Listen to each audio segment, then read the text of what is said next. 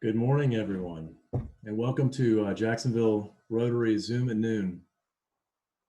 We're all so happy that phase one is here and many of us are back in our offices today. We're looking forward to being back at the Omni together and in person.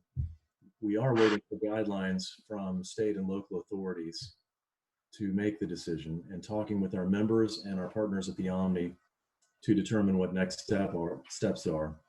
A few housekeeping items for today's meeting. To keep the ambient sound to a minimum, we are putting everyone on listen only mode, but if you have a question, there is a chat function on your computer screen. So please check that and ask the questions that we'll have a short question and answer at the end. Today we celebrate our United States military, and we are so proud to have this opportunity once a year for our USO Day.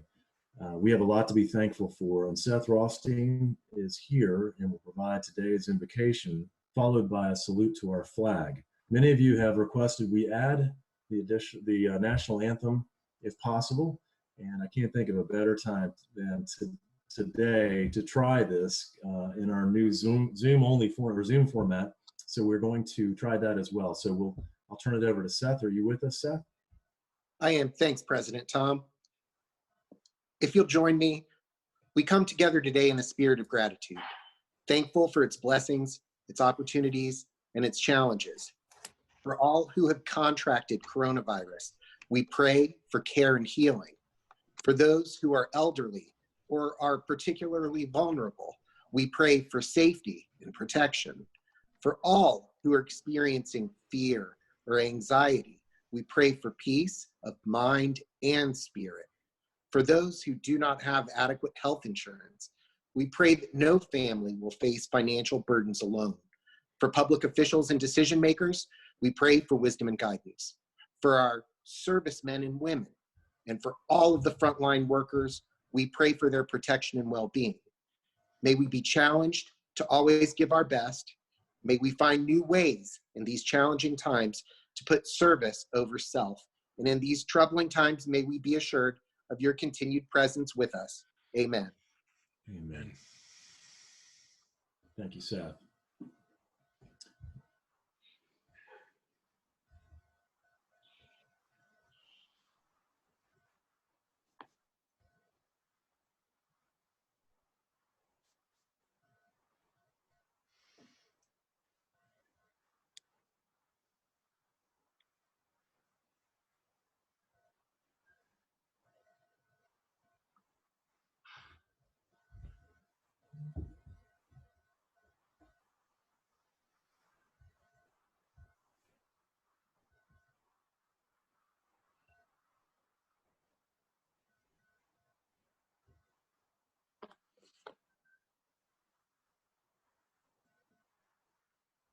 Okay, well, this should be the national anthem playing. So again, we're always trying new things with this new format. So our apologies for it not going to audio, but for perhaps on future presentations. What? You have to get your sound going. That's okay. You should just share your sound. Just share my sound. Oh. Yeah, sure. Come on. We're getting Nancy Bernard is here to help me with. I think it's.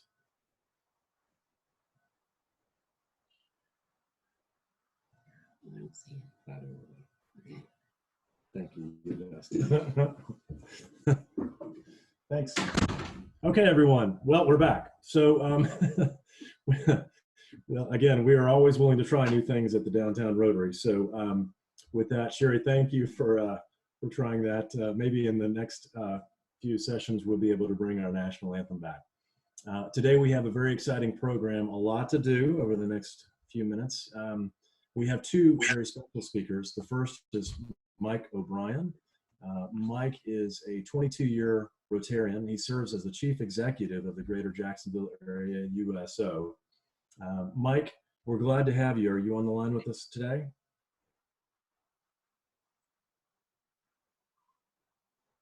Mike, you'll need to unmute yourself if you can.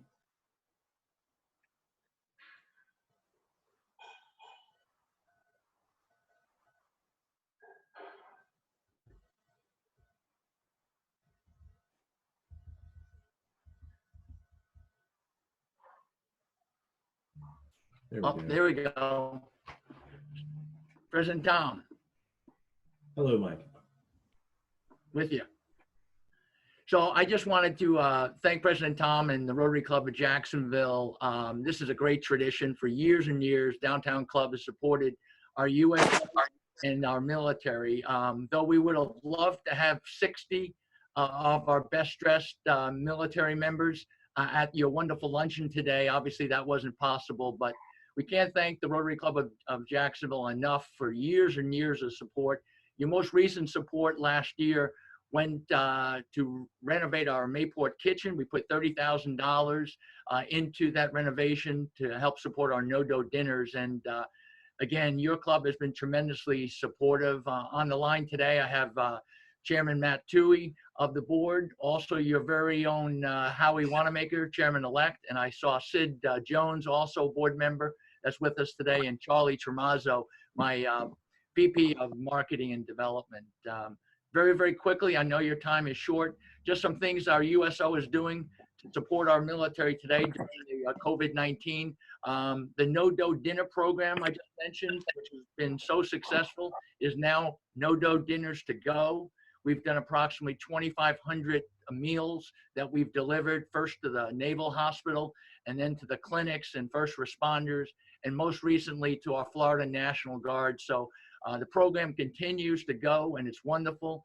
Our USO Healthy Military Families program, where we provide fresh fruits, vegetables, and lean meats to our young enlisted, that is going, but it's only appointment now only with drive-by at our Mayport USO, and we have wonderful virtual programming every day of the year. So again, we just want to thank, on behalf of the board, my staff, the Rotary Club Downtown Jacksonville, for all your support for so many years, and we greatly appreciate it. Thank you, Mike. I appreciate all you do. And next, we're going to have Scott Eder introduce today's speaker. Scott, are you on the line with us?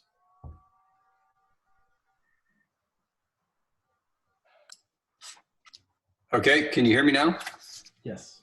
Okay, hey Sherry, I'm still seeing the USO. We're going to keep that up. Thank you, President Tom, and especially you, Mike, for everything you and the USO do for all of us in Northeast Florida, particularly, and especially the active duty troops. Thanks very much, Mike. Keep up the good work. I'm privileged today to introduce our guest speaker, Florida's 6th Congressional District Representative, Congressman Michael Waltz.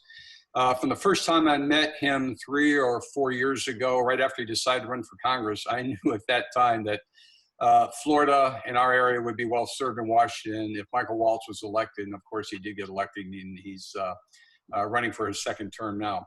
A native Floridian raised in Jacksonville, Congressman Waltz's district includes Flagler and Volusia counties, as well as parts of St. Johns and Lake counties. Congressman Waltz serves on 2 House committees, Armed Services and Space, Science, Space, and Technology. And of course, with these committee memberships comes memberships on numerous subcommittees.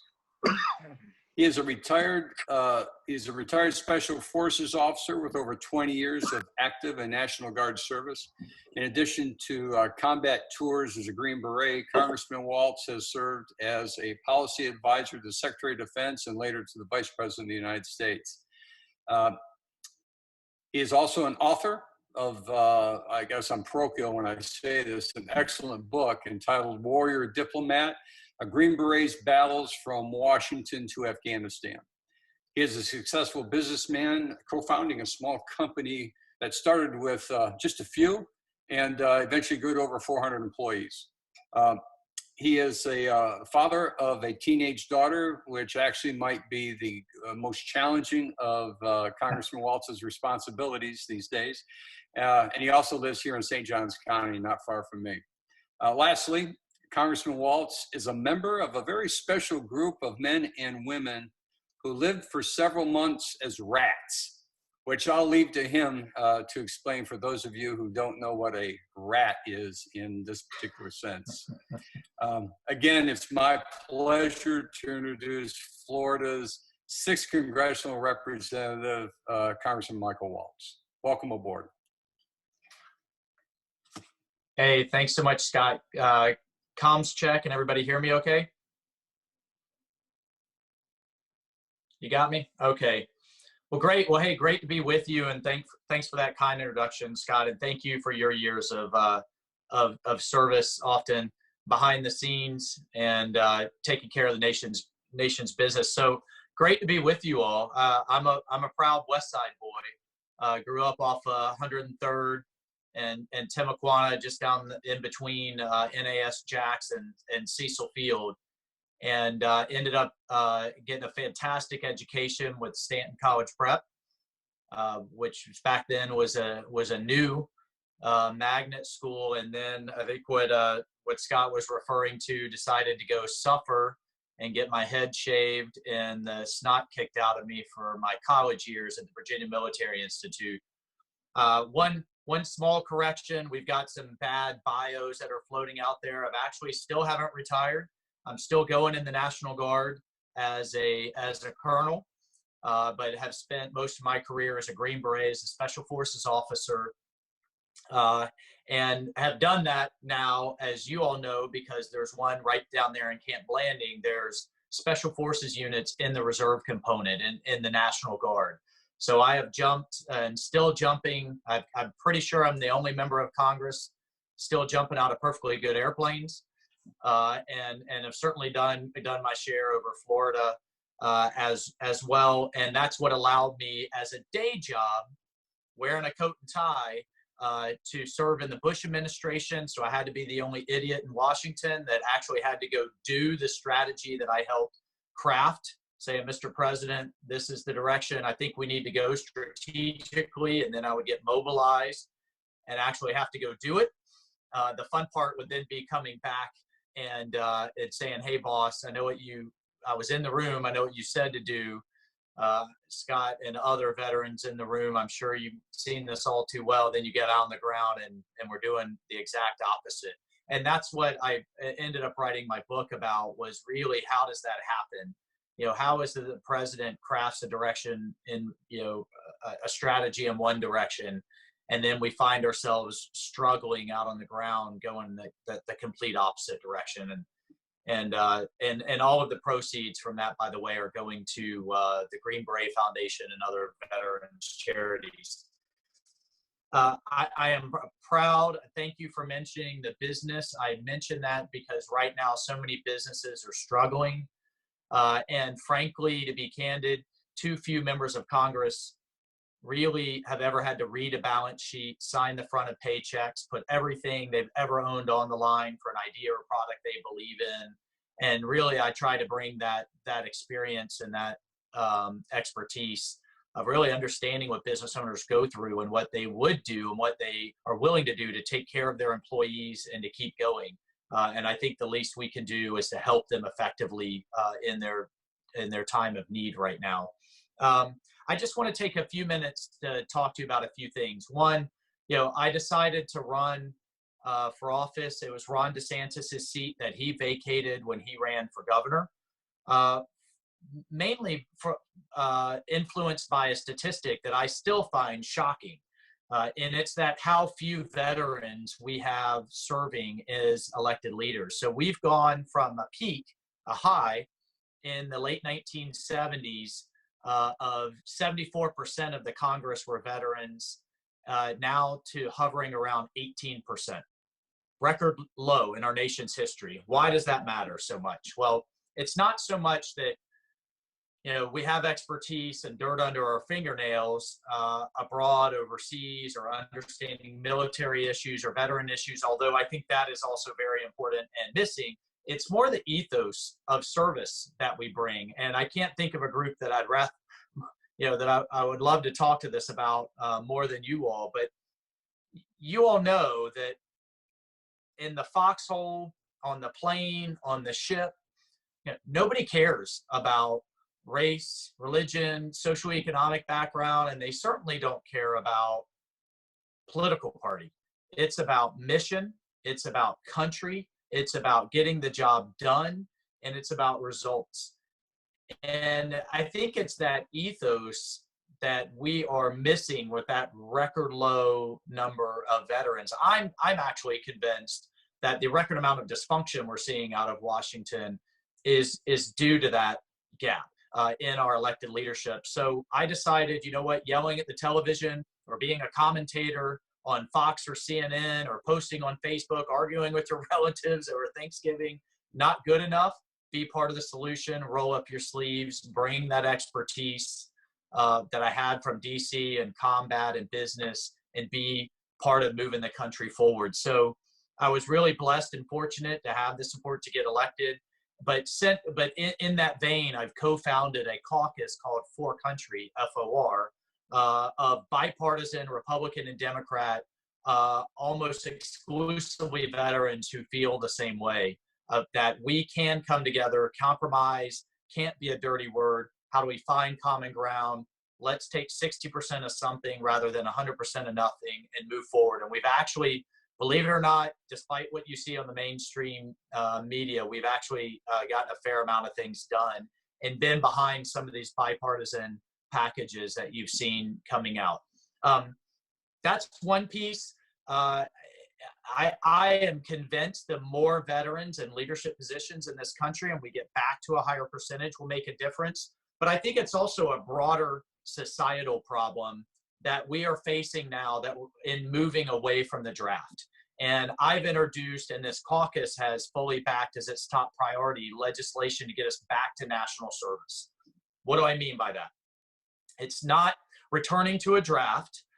It's getting the goodness of the draft back into American society. So not mandatory like the Israelis do it. They have a population of 8 million, ours 350 million, whole different issue in terms of scale and cost. However, I think we can incentivize it appropriately. And so we have a series of educational benefits built in. A lot of talk kind of in the national landscape about giving college away or forgiving student loans. I'm fine to look at some of those aspects, but I want to get some service for it.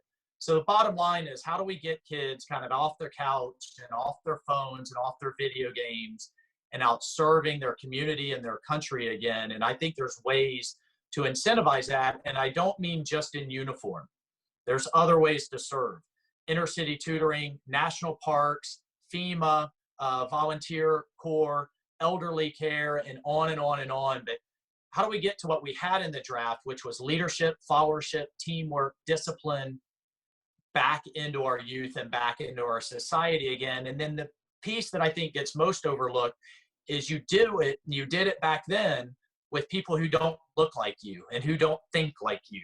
And this really came home to me when a veteran, a mentor of mine from Jacksonville, World War II veteran, used to tell me that the first, coming from the segregated South, the first African-American he ever spoke to, ever in his life, was this 19-year-old bunkmate in the Navy. And then they became lifelong friends.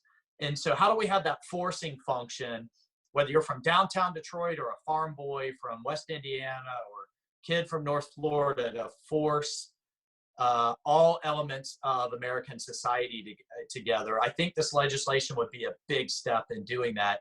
And I think if we get more veterans in Congress, it'll be a big step in doing that. Just translating very quickly, because I know it's been top of the news and I want to leave time for questions. I'm now a member of the China Task Force. I think a silver lining in this coronavirus will be a real wake-up call that many of us have been banging the drum about for years, and that the Chinese Communist Party, and I want to be clear, this is about their government, not their people, are not our friends, are engaged in a long-term strategy, in their words, in their speeches, to lead a new world order with China at the center, with the Communist Party calling the shots, and with the United States as number two, not number one. That is not a future that I want to leave for my children or grandchildren. And the strategy with which they're doing it is not military, it's technological and economic. They lay it out, and we could probably spend a whole hour on this, but the bottom line is, it is stealing our technological edge. It's through our universities, through our research institutes, through cyber, and believe it or not, actually through buying it, which they're doing right now, and buying distressed, bankrupt American technology companies in the wake of this virus. It's kind of like the arsonist profiting from the fire. That will then give them the economic edge as we continue to mount our national debt and to be harmed economically, that they will eclipse us from an economic standpoint, dominate key sectors, including the medical sector, which has now come to light, so that any kind of military confrontation will just become a fait accompli. And the analogy that they most use in their writing is what happened with the United States and the United Kingdom post-World War II. Our economic dominance just kind of made the United Kingdom sliding aside as a global superpower, again, a fait accompli. That's what they aim to do in the next 20 years. And I'm proud to be part of a task force that will look at how to combat that. One of the things that I was just successful in doing, myself and Senator Rubio and some others, was stopping our entire federal pension from investing in the Beijing Stock Exchange, including the state-owned companies that are rebuilding their military. So the thrift savings plan that every military member, every federal government employee, the post office, everyone invests into, was on the verge of investing tens of billions into their stock exchange. We were able to stop that. And next, I'll actually be releasing a letter to the governor tomorrow asking him in the Florida legislature to stop the Florida pension program from doing the same thing. So this is much more of an economic maneuvering than anything, but that will then stop, I think, and preclude the military piece down the road. I think that, folks, with that, I'll stop. I could go on about this stuff. I'm passionate about it. I'm honored to be with you today, and I'm honored to be talking to a group of true servant leaders. That was the motto of my campaign and my service. And, you know, every day I wake up, I think about the Green Berets that I lost downrange, and that how we all can be worthy of their sacrifice as we move forward as leaders in our community. All right, I'm open to questions if I didn't go too long.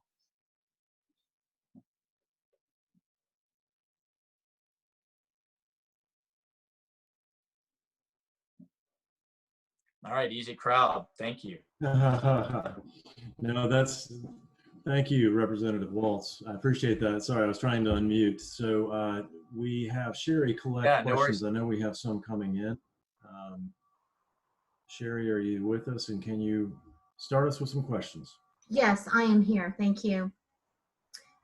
Okay, Hey, one Sherry. of our members says, thank you for your service, Representative Waltz. How do we incentivize companies to bring manufacturing jobs back to the U.S. from China? Hey, great question. So the first place is I think we can generate a market right off the bat with better defining the Buy America Act. So Senator Rubio and I have introduced legislation.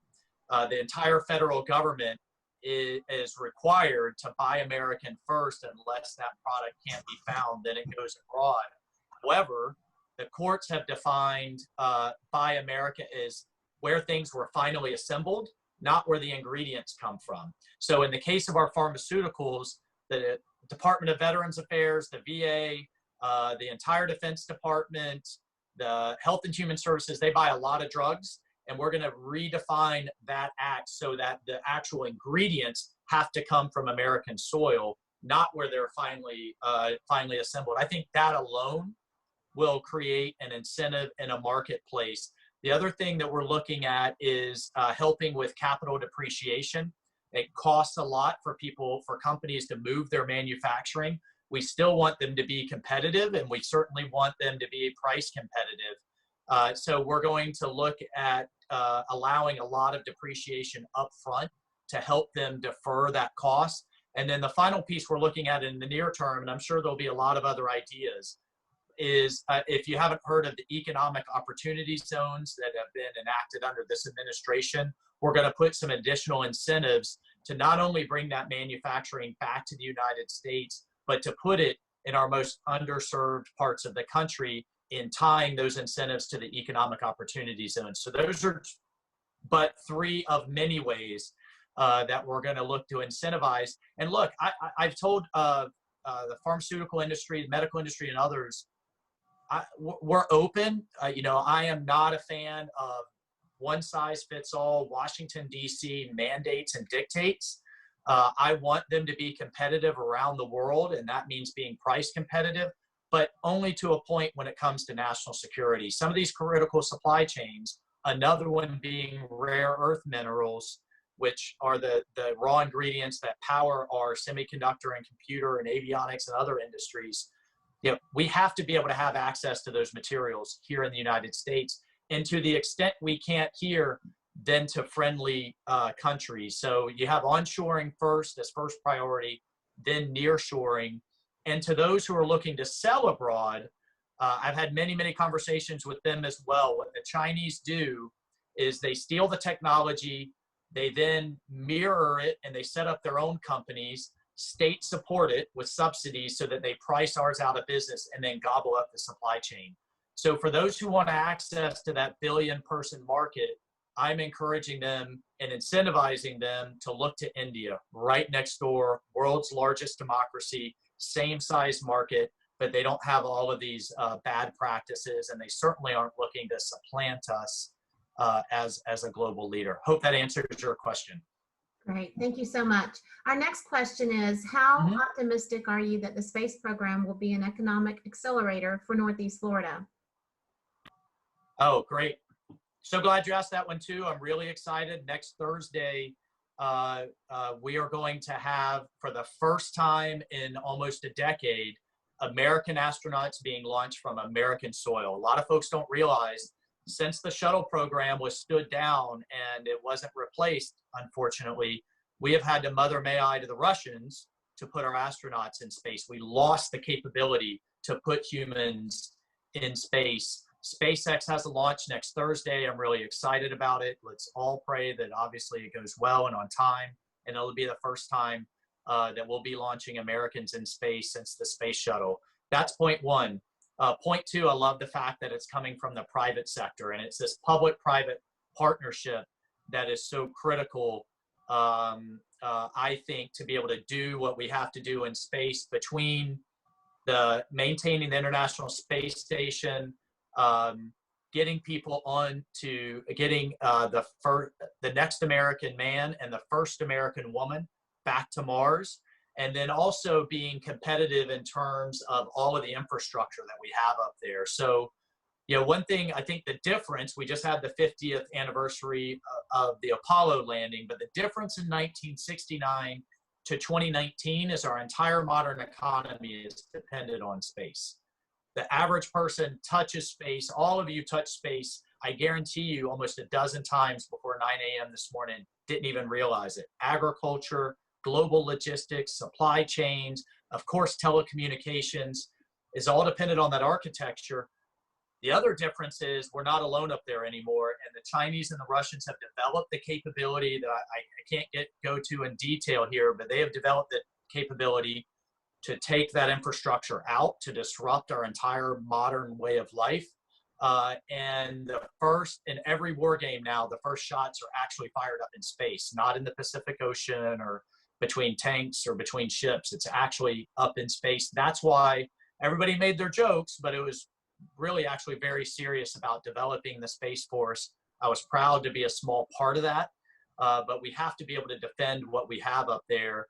The Chinese, for example, right now have a satellite orbiting the moon and a rover on the dark side of the moon where we can't track and monitor what they're doing. They have made huge advancements while we kind of dithered in the last decade, and I'm proud. Bottom line is the 21st century space race is on. Florida is going to be front and center already. We have fought hard for Florida to have an open and transparent ability to compete for the headquarters of the new Space Command. That was actually just announced yesterday in terms of that criteria. So we'll be leading the charge on that as well. And the amount of companies coming into Cape Canaveral and that area, and then migrating west into Orlando, migrating north into Daytona, where we have Embry-Riddle University. And then, of course, we have everything going on in Cecil Field. Look, I think the whole country is going to benefit, but Florida will definitely be front and center. And it's not only a priority for me, but it's a priority for our senators and our governor as well. Great, thank you. That's a lot of wonderful information for Florida. The next Yeah, question- sorry, I tend to do too much because I get really excited about this stuff. But No, it's I'll wonderful. try to keep them faster. Okay, so is there a compromise possible in Congress to allow Dreamers to obtain permanent legal resident status? Yeah, I think so. I would love, I would love to get back to the compromise that was on the table last year, which was actually the administration put on the table a pathway for 1.8 million, which was 1 million more than was on the table in the previous administration, in exchange for what I think are kind of common sense reforms to the legal side of immigration, which was the lottery system that I just don't think makes sense, and to put some more merit-based programs in place.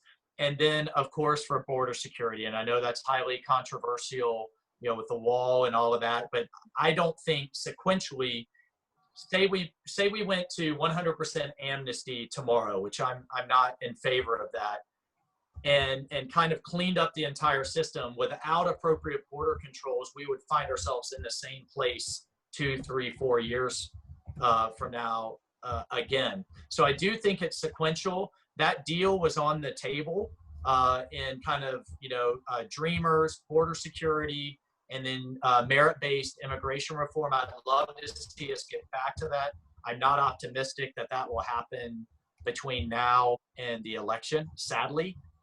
Just being candid with you, I'm not here to sugarcoat anything, but I do think the pieces of a reasonable compromise going forward are there, and I would pray we can get there sooner than later. Got it. Okay, our next question is about Taiwan and how we might defend them. Do you have any direction on that?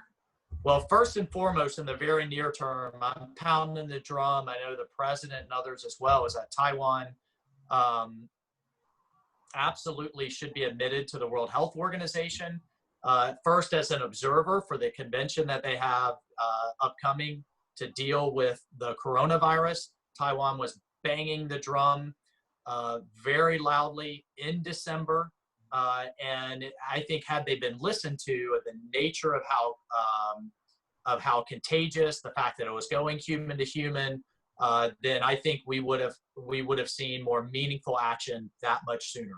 And I think that's truly sad, unfortunate, and people, not to be too hyperbolic, but people are no longer with us because of it around the world, not to mention the economic devastation. Look, for those of us, there's kind of this notion out there that democracy isn't for everyone, free markets isn't for everyone, and certain cultures are more suited to different types of government. I think that's a bunch of baloney. I think Taiwan is a perfect case in point that the Chinese people and Chinese culture can absolutely thrive with true free markets and true free and open government. And I'm an absolute advocate for all of the great things that Taiwan has done. My teenage daughter is in her 5th year of Chinese, and we had planned on her going to Taiwan this summer to study abroad. And sadly, with everything going on, we won't be able to have that happen. In terms of defense, we have had a shift in the national defense strategy towards great power competition in containing the increasing aggressiveness militarily, economically, diplomatically of the Chinese Communist Party around the world. I think we have to stand strong with Taiwan. I am not, though, a huge proponent of just trying to crank out more ships and tanks and planes. I think we have to get at the heart of calling out the oppression that is absolutely in place of the Chinese Communist Party in terms of the Uyghurs, Muslim Uyghurs, Buddhist Tibetans, prison labor that's going on around the country, suppressing democracy and arresting peaceful protesters in Hong Kong. These oppressive regimes are most threatened by calling out their oppressiveness. And so I think this is an ideological battle as much as it is a military battle. It's an economic competition as much as anything else. And that's what I'm very focused on, even given my, military background. But I think it truly is across the board. And we've never faced an adversary that can challenge us economically. The Soviet Union never even came close. And that's why I'm so concerned and focused on it. Great. President Tom, do we have time for one more? We do. I have time if you do. Okay, great. Thank you so much. Sure. Thank you for your service, Representative Waltz. Our next question is, what are your thoughts regarding the current House plan to offer $3 trillion in COVID assistance? So I voted against it, and I found the fact that I had to do so, or felt that I needed to do so, really unfortunate. One was just a matter of kind of an open and transparent process. We were not allowed to have input into this. There's been 4 kind of stimulus packages so far, and there were, you saw it all in the news, an open back and forth between Speaker Pelosi, Republicans in the House, the Senate, and the administration, and we came to a compromise. Wasn't perfect, never is.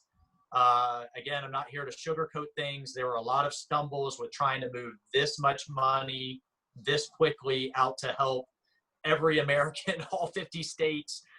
For example, FEMA, with all of its natural disasters from wildfires to hurricanes, has never activated more than 2 of its regions across, a handful of states. This is the first time in its history it's activated all 10 at the same time. Same thing with the National Guard since World War II. But we were able to get that legislation done. This last package, this $3 trillion package, was literally crafted behind closed doors. We were notified 72 hours in advance, trying to read through 1,800 pages. And I just think it had a lot of stuff in there that did not have to do with Corona, that were part of a broader agenda. I just don't agree with everything from sanctuary cities to union bargaining rights, and on and on. I don't want to over politicize in any way, this conversation, because I know this is nonpartisan, but I ended up voting against it. I do hope there will be another round. I think what I would like to see, and I've been calling for, are liability protections for businesses struggling to reopen. I don't want them getting faced with an avalanche of lawsuits that'll just send them right back into bankruptcy. That's number one. Number two, I'd like to see to the extent we're going to continue to help a tax holiday. It doesn't make sense to me that we're collecting trillions just to kind of put it through the Washington, D.C. bureaucratic washing machine, where we lose about 20% in bureaucratic overhead to go back out through these federal programs. So let's leave the cash in people's pockets. Let's leave it in businesses' pockets. I trust you all to understand where those monies can best help you. And then, the third piece is we have to take a bottoms-up regional approach, which we're seeing in Florida. We're seeing, county councils and mayors I think, know their communities best, certainly more than Washington, D.C. does. And I think we can walk and chew gum at the same time. And let's do this safely. Let's do this smartly.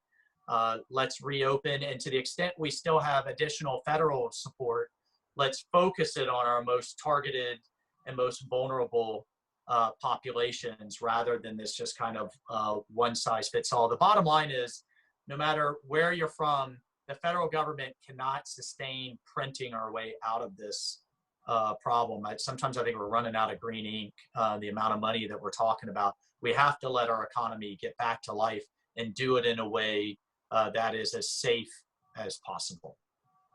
So thank you, everyone. I didn't mean to go too long with that, but it's a complicated answer. Thank you, Representative Waltz. I really appreciate all you have done for our country and continue to do. May I throw one last question out real fast, though? Yeah, I know people laughed at our area for actually competing and getting the Super Bowl, and we had a great event. Do you think there's any hope of us, especially with what Elon Musk is going through in California? Do you think there's any hope that he might think of Florida and not Texas to open his new facility? Well, he actually already has. It just hasn't gotten enough attention. He is there. So he has Tesla, but he also has SpaceX. And they've moved a significant amount of resources into on the space side into Florida already. I think we're in great shape to win the competition for their new Starship. which will be the deep space rocket that will go to the moon and beyond. I don't know. It always comes down to us and our brothers and sisters in Texas for these competitions. We're making our case. I know the governor is making the case. We are certainly in the delegation. We'll see. There's some people that think that Austin is in the running because they've already put so much assets in on the space side into Florida. He kind of wants to balance that stuff out, but believe me, we're fighting it. We're fighting it for sure. And I think Florida is, this is how we will grow our way out of these crises. We have to create environments that are good for business, good for growth, the ability to create jobs. And, I just couldn't be more proud of what our entire team, and the results are there. And I think they'll continue to be there. So we'll fight. I'm not going to predict yet, but it's going to come down to us too. There's some other states that think they have a shot, but I think it's going to come down to us in Texas. But we've already won a number of these competitions when it comes to the space side. Thank you so much. Yeah. Well, thank you, everybody. And thank you all for, I just wanted to tell you a second, I can't thank you enough for your support for our veterans. But when I say that, I don't just mean the ones in uniform. There are diplomats, there are intelligence professionals, our aid and humanitarian. I think the number one job of the federal government is to keep us safe. And there are lots of ways to do that. Believe it or not, educating girls abroad, I think, undermines extremism and keeps us safer here. So it is a complicated, but really broad picture. And just thank you all for being the servant leaders that you are, and for stepping up to serve your community and serve your country. I'm just thrilled to look forward to seeing you all in person, hopefully very soon. Thank you, Representative. Appreciate you, definitely. And Mike, thank you for all you do, and your entire group who has joined us from the USO. I want to thank also in our group so many people who are working behind the scenes as we begin to open and our activities resume. We're eagerly looking forward, as the representative said, to the day we can be together again.